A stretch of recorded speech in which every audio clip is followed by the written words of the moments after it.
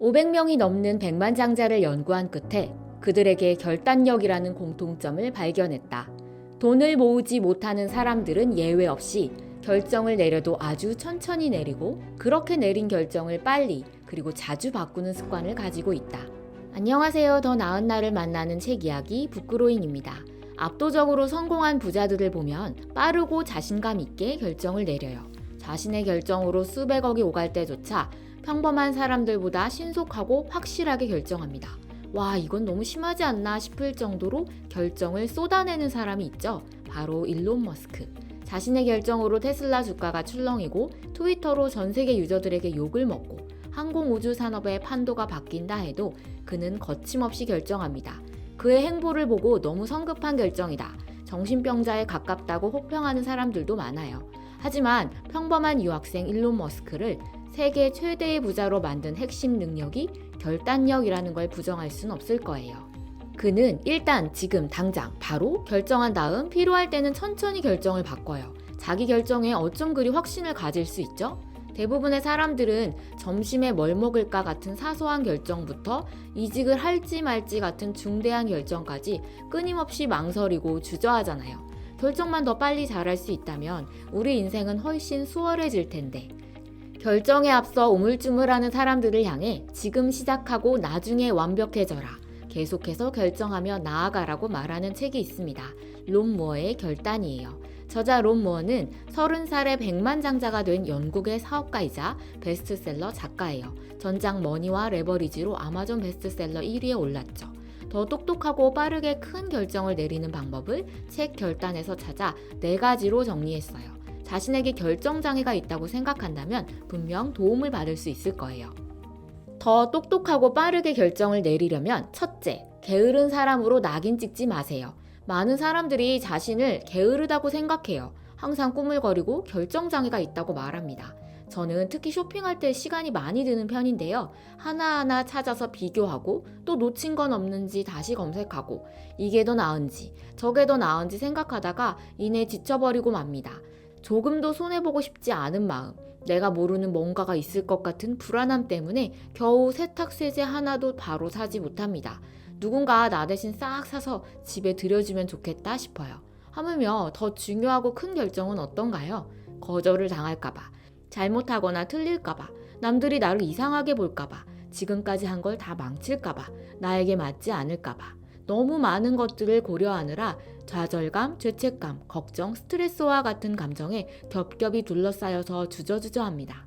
그런데 인류는 이렇게 꿈을 댔기 때문에 살아남을 수 있었다는 걸 아시나요? 인류는 창을 들고 매머드에 맞서기보다 천천히 시간을 두고 전략을 짠 다음 안전한 거리에서 창을 던졌어요. 충동적으로 결정을 내린 인류는 죽음을 맞았죠.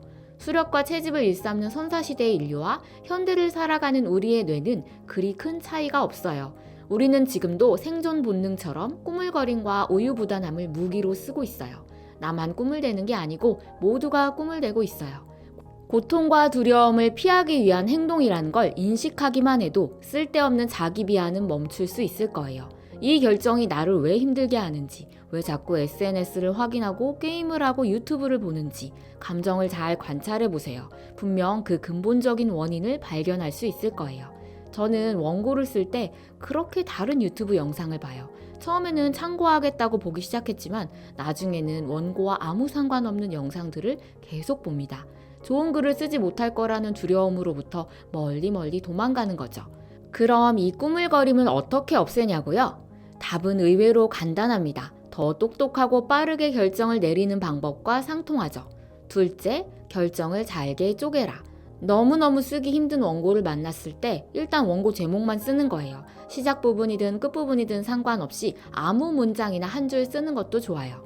10분이 넘는 영상의 원고도 한 문장 한 문장이 모여서 완성됩니다. 대부분의 결정이 이런 모습이에요. 그보다 훨씬 더 작은 많은 결정들로 이루어져요. 잘게 쪼갤수록 결정의 무게가 줄어듭니다.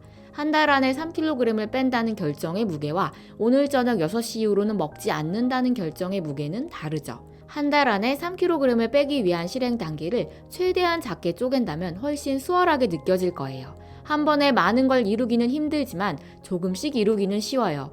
에디슨이 마침내 전구를 발명할 때까지 1만 번의 실험을 한 것과 마찬가지예요.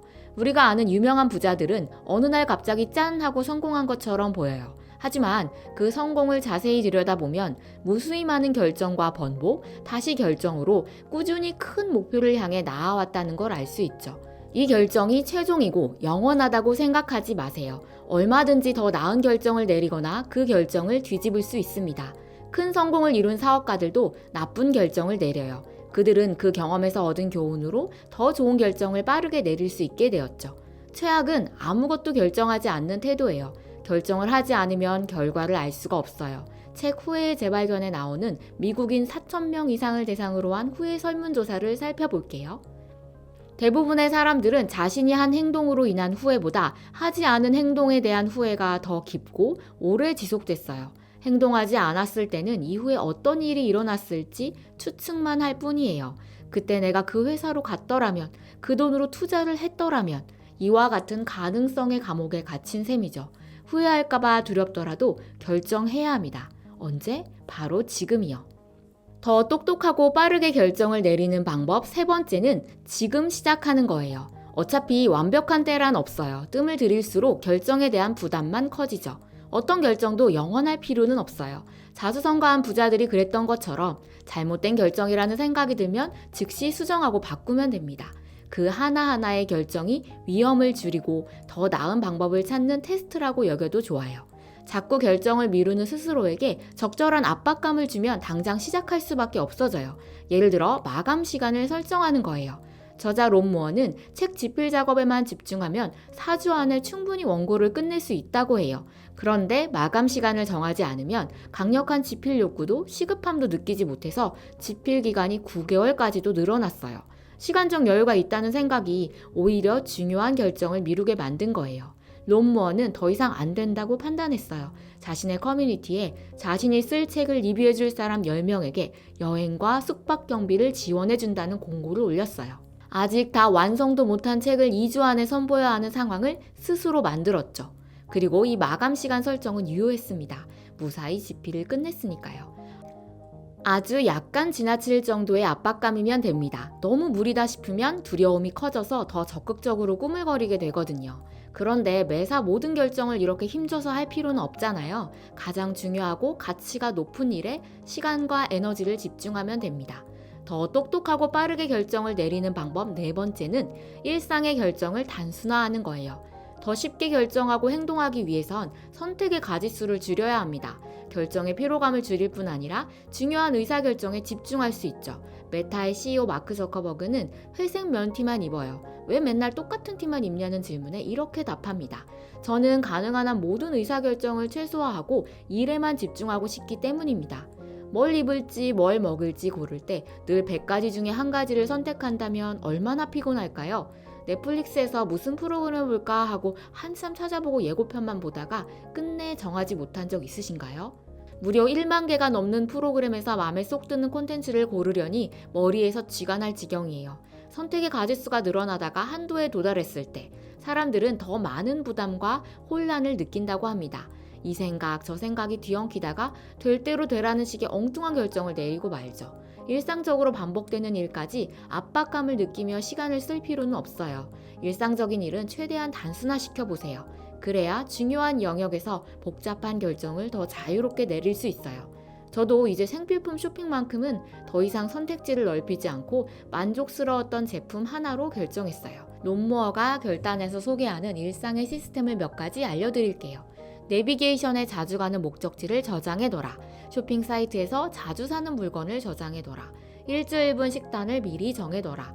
일과를 메모로 정리해가며 지내라. 열쇠나 이어폰은 매번 같은 장소에 놓아라. 매일 이른 시간 혹은 여유 시간에 중요한 결정을 내리고 행동하라. 여러분이 이미 하고 있는 일들도 많죠? 저는 이 중에서 일과를 메모로 정리하며 지내는 게 유용했어요. 저처럼 집에서 일하는 사람들은 불규칙하고 늘어지는 하루를 보내기가 쉬워요. 그런데 일과를 적으면서 움직이니까 일정한 규칙이 생기더라고요. 식사 시간, 집안일하는 시간, 육아 시간, 일하는 시간을 효율적으로 나눌 수 있었어요. 자잘한 집안일이나 메일, SNS 확인은 차라리 몰아서 하는 게 더 나았어요. 중요한 일 사이사이에 배치하면 시간을 더 많이 쓰고 중요한 일로 다시 돌아오기 힘들어요. 그렇게 자신만의 루틴을 만들고 나면 의사결정력이 확 높아지는 걸 느낄 수 있을 거예요. 갖가지 덜 중요한 일들을 머릿속에서 치웠으니까요. 지금까지 더 똑똑하고 빠르게 결정을 내리는 방법을 이야기했어요. 첫째, 게으른 사람으로 낙인 찍지 말라. 둘째, 결정을 잘게 쪼개라. 셋째, 지금 시작하라. 넷째, 일상의 결정을 단순화하라. 이 4가지 방법을 잘 살펴보니까요. 모두 결정하는 데 갖는 부담과 피로감을 줄여주는 방법들이에요. 중요한 결정 앞에서 우물쭈물하고 뜸을 들이고 있으신가요? 지금 시작하세요. 그리고 나중에 완벽해지세요. 시청해주셔서 감사합니다. 더 나은 나를 만나는 책 이야기 북그로잉이었습니다.